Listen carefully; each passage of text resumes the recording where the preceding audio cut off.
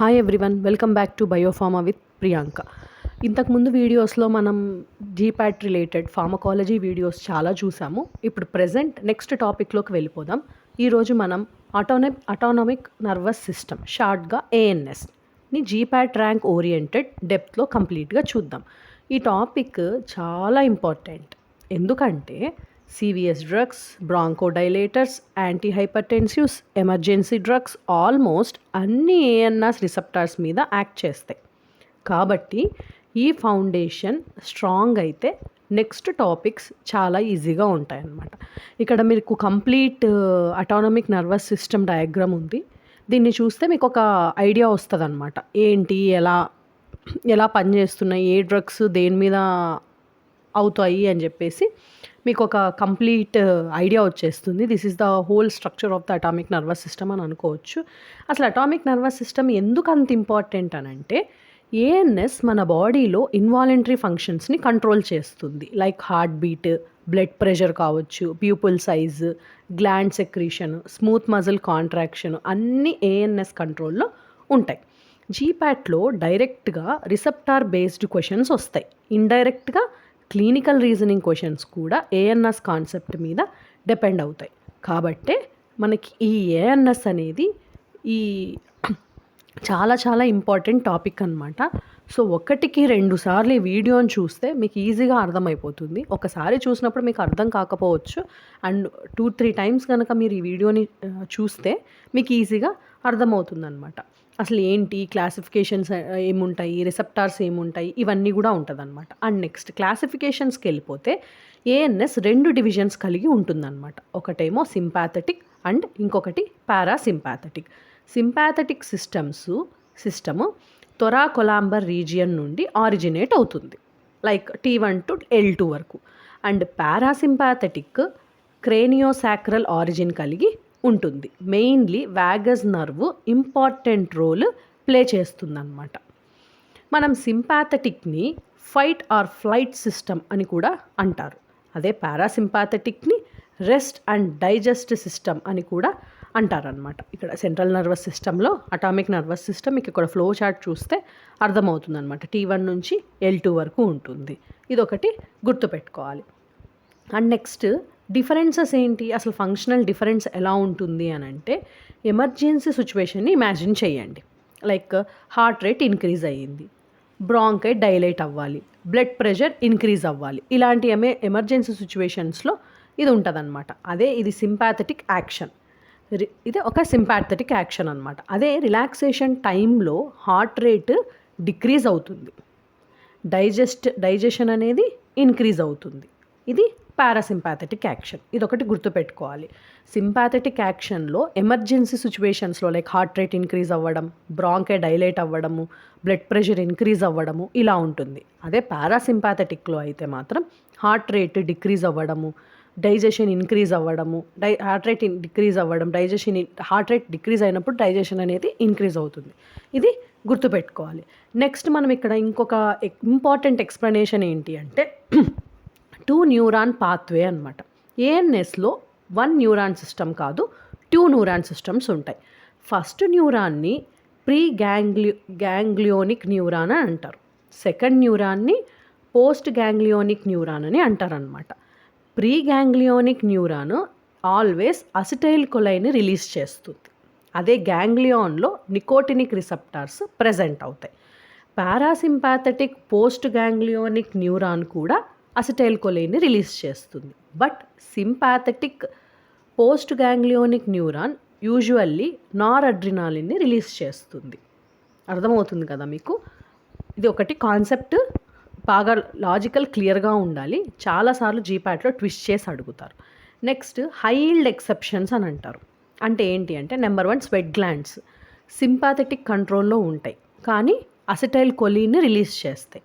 Number 2 adrenal medulla, ఇక్కడ post ganglionic neuron ఉండదు, డైరెక్ట్గా ఎఫినెఫ్రిన్ బ్లడ్లో రిలీజ్ అవుతుంది. And number 3 renal vessels dopamine D1 receptors కలిగి ఉంటాయన్నమాట.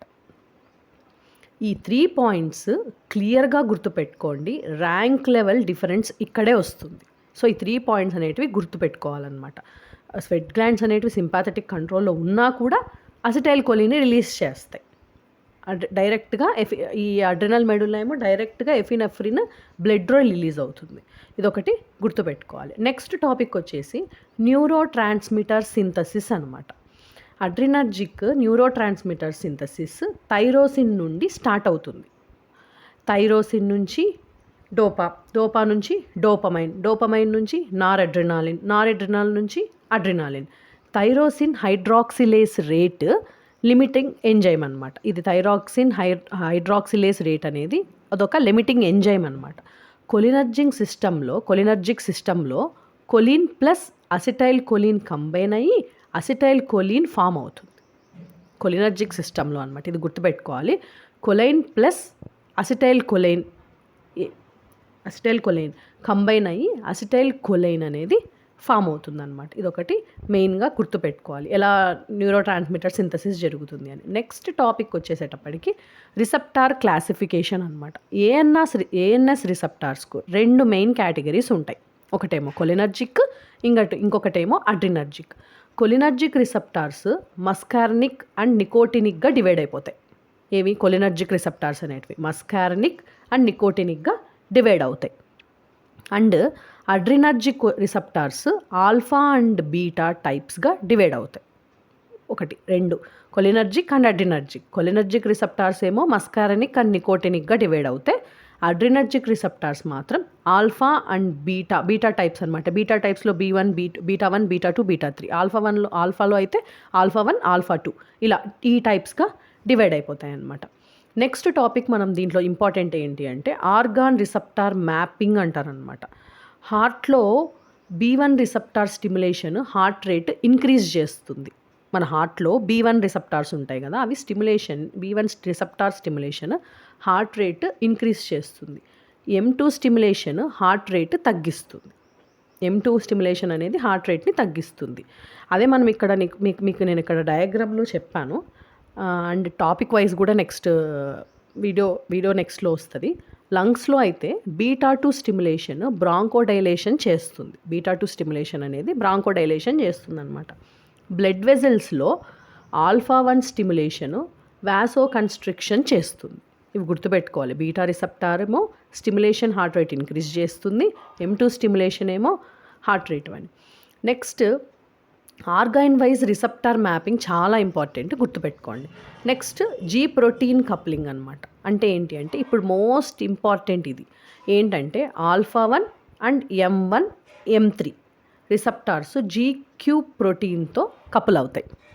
Alpha 1 and M1 M2 M3 రిసెప్టార్స్ GQ యాక్టివేషన్ అయ్యి IP3 అండ్ DAG ఫామ్ చేస్తాయి. ఇంటర్సెల్యులార్ కాల్షియం ఇంక్రీజ్ అవుతుంది. అండ్ నెక్స్ట్ బీటా రిసెప్టార్స్ వచ్చి GS ప్రోటీన్స్తో కపుల్ అవుతాయి. GS యాక్టివేట్ అయ్యి CAMP ఇంక్రీజ్ అవుతుంది. And next alpha 2 and M2 receptors GI ప్రోటీన్తో కపుల్ అవుతాయి. GI యాక్టివేషన్ అయ్యి CAMP అనేది డిక్రీజ్ చేస్తుంది. డైరెక్ట్గా జీప్యాట్లో G ప్రోటీన్ కప్లింగ్ అడుగుతారు కాబట్టి ఈ టేబుల్ స్ట్రాంగ్గా మెమరైజ్ చేయండి. అండ్ నెక్స్ట్ క్లినికల్ ఇంట్రాగేషన్ ఒకటి ఉంటుంది. ఇప్పుడు లాజికల్గా అప్లై చేద్దాం. ఎలా అంటే సాల్బ్యూటమాల్ ఆస్తమాలో ఎందుకు యూస్ చేస్తారు? బికాస్ B2 స్టిమ్యులేషన్ అంటే బ్రాంకోడైలేషన్ అవుతుందన్నమాట. నెక్స్ట్ అట్రోపిన్ హార్ట్ రేట్ని ఎందుకు పెంచుతుంది? బికాస్ M2 రిసెప్టార్స్ని బ్లాక్ చేస్తుంది కాబట్టి. ప్రజోసిన్ బీపీ ఎందుకు తగ్గిస్తుంది? బికాజ్ ఆల్ఫా 1 బ్లాక్ అవుతుంది, వాసోడైలేషన్ జరుగుతుంది. ఈ క్లినికల్ ఇంటరాగేషన్ అనేది గుర్తుపెట్టుకోండి. సాల్బ్యూటమాల్, అట్రోపిన్ అండ్ ప్రజోసిన్ ఇవన్నీ కూడా గుర్తుపెట్టుకుంటే బ్రాంకోడైలేషన్ జరుగుతుంది, M2 రిసెప్టార్స్ని బ్లాక్ చేస్తుంది, vasodilation. Next one receptor regulation అనమాట. క్రానిక్ అగోనిస్ట్ యూస్ చేస్తే రిసెప్టార్స్ డౌన్ రెగ్యులేషన్ జరుగుతుంది. క్రానిక్ అగోనిస్ట్ని యూస్ చేస్తే రిసెప్టార్స్ డౌన్ రెగ్యులేషన్ జరుగుతుంది. క్రానిక్ యాంటగోనిస్ట్ యూస్ చేస్తే రిసెప్టార్స్ అప్రిగ్యులేషన్ జరుగుతుంది.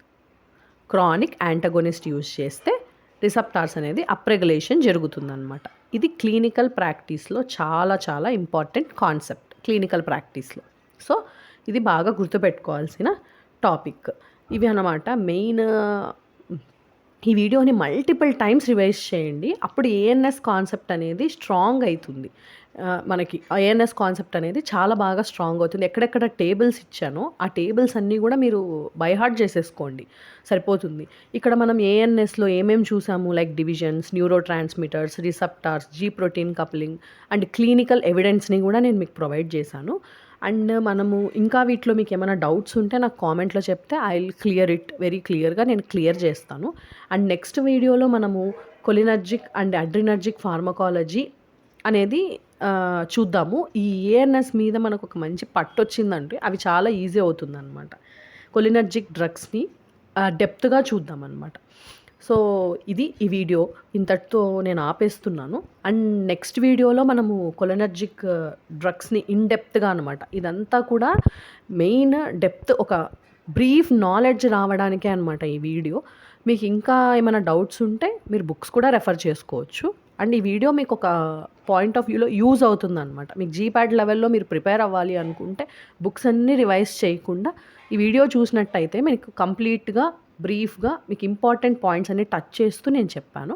నెక్స్ట్ వీడియోలో మనం కొలినర్జిక్ డ్రగ్స్ని అండ్ ఈ మెయిన్గా ఈ ఏఎన్ఎస్కి సంబంధించిన మల్టిపుల్ చాయిస్ క్వశ్చన్స్ ఏంటో నెక్స్ట్ వీడియోలో with answers and with description చూద్దామన్నమాట. నేను డిస్క్రిప్షన్తోనే మెన్షన్ చేస్తాను. Thank you for watching. ఈ వీడియో మీకు కనుక యూజ్ అవుతుంది అని అనుకుంటే లైక్ చేయండి, షేర్ చేయండి అండ్ సబ్స్క్రైబ్ చేయండి. Thank you for watching biopharma with Priyanka.